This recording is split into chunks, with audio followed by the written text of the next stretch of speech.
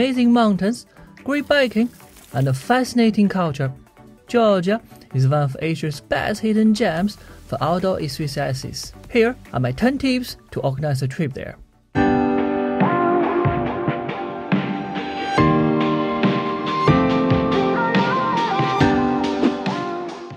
If you are flying from Hong Kong, there are no direct flights to the capital Tbilisi.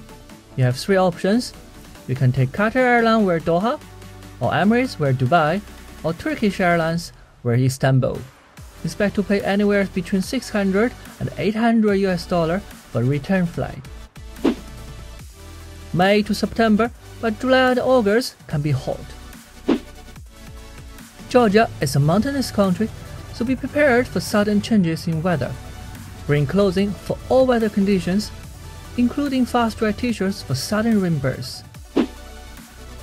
Georgia has good mobile phone infrastructure, so bring an unlocked phone and pick up a SIM card in Tbilisi. You have 3 options. First is MACD. It has excellent coverage, fast speed, but is slightly costlier. Then there's Beeline. It has good coverage and is cheaper than MACD. You can also go for GeoCell, but its coverage is limited to just cities. I went with MACD and found the connectivity to be pretty good. I found signal even at the glacier at 3,200 meters. I pay less than $10 for 20 GB data, valid for 1 month. You can choose accordingly, depends on how long you stay there. You may even get a promotional plan, 7 days, 1 GB data, and unlimited calls for under $2. Get a hotel in Old Tbilisi to soak in the local culture. There's a range of choices. Expect to pay about $39 a night at Ottoman's Hotel, $72 at Ibis-style Tbilisi Center, and $105 at Marriott Tbilisi. I stayed at the Mercury Tbilisi Old Town. It's about $92 a day. The breakfast buffet was fantastic. Tbilisi gives you a great start, but after a couple of days, it's time to move into mountains. You could take public transport. There are buses to some of the destinations, but I could not find anything in English. From Tbilisi to Gudari, the bus can take anywhere between 90 minutes and 2 hours. It runs daily and costs about $3. From Tbilisi to Stefansminda, the bus runs every day till 5 p.m. and costs about $5. To reach Juta, there's no public transport.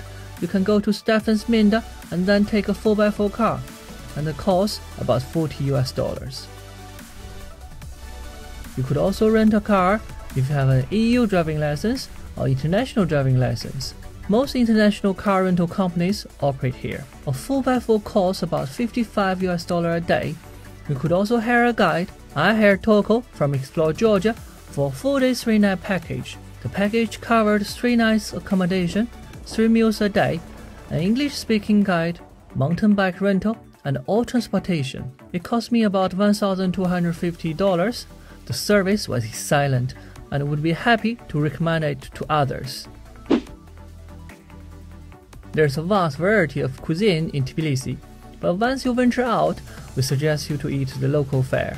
Be sure to try kinkali, the Georgian dumplings, kebabi, the kebabs, and masvati, meat skewers. If you use a travel agency, I would recommend booking full board once you leave Tbilisi. That way, you will really enjoy the breakfast and dinner before and after the daily activities.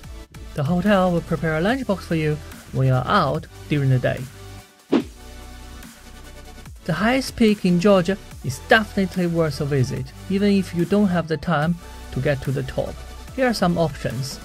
You could do a 2-day trip, go up and stay overnight at altitude at 3,014 meters above sea level. Visit the Kazbek glacier and get back down to Stefansminda. You could extend that to a 3-day trip by spending a day at Shukti Gorge.